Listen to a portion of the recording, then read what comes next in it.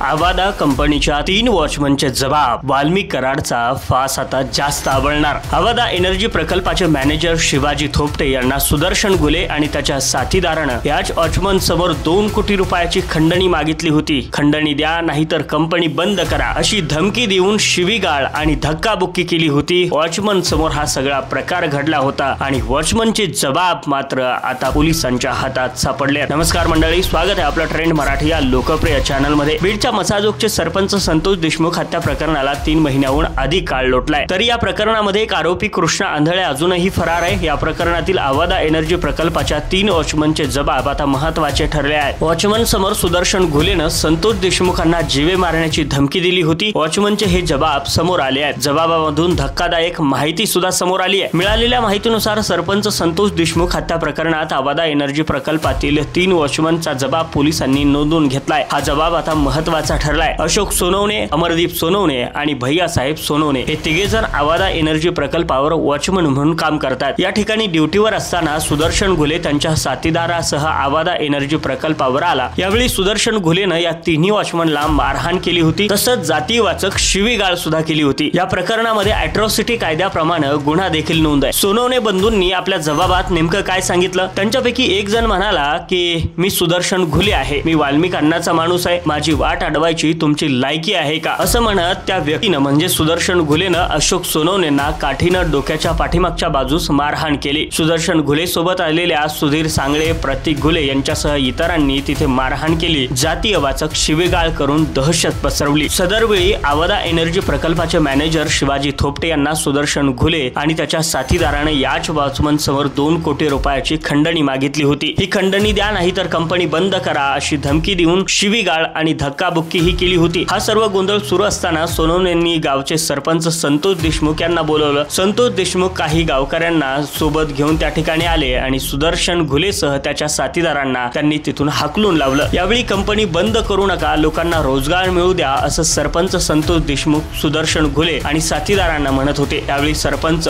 तुला बघून घेऊ, तुला जिवंत सोडणार नाही अशी धमकी सुदर्शन घुलेनं दिल्याचं वॉचमन म्हणून काम करणाऱ्या सोनवणे बंधूंना आपल्या जबाबातून सांगितलंय। तरी प्रकल्प बंद पाडण्याच्या आड येऊ नकोस अशा धमक्या वारंवार संतोष देशमुख यांना येत होत्या। मात्र गावातील लोकांना रोजगार मिळेल त्यामुळे तो प्रकल्प प्लांट जो आहे सुरू ठेवावा असा विचार ते करत होते। याबाबत त्यांनी आपली मुलगी वैभवी आणि भाऊ धनंजय यांच्याशी देखील चर्चा केली होती। जर तू खंडणीच्या आड आलास तर वाल्मिकांना तुला जीवे सोडणार नाही असं सुदर्शन घुलेनं त्यांना म्हटलं होतं। त्यामुळे आता वॉचमनच्या जबाबातून वाल्मिक कराडसह इतर आरोपींच्या गळ्याभोवती फास आवळल्याचं पाहायला मिळत आहे। मंडळी, वेळोवेळी अपडेट आपल्यापर्यंत पोहोचवण्याचं काम होणार आहे, त्यासाठी आपल्या लोकप्रिय चॅनल ट्रेंड मराठीला सबस्क्राईब करून ठेवा।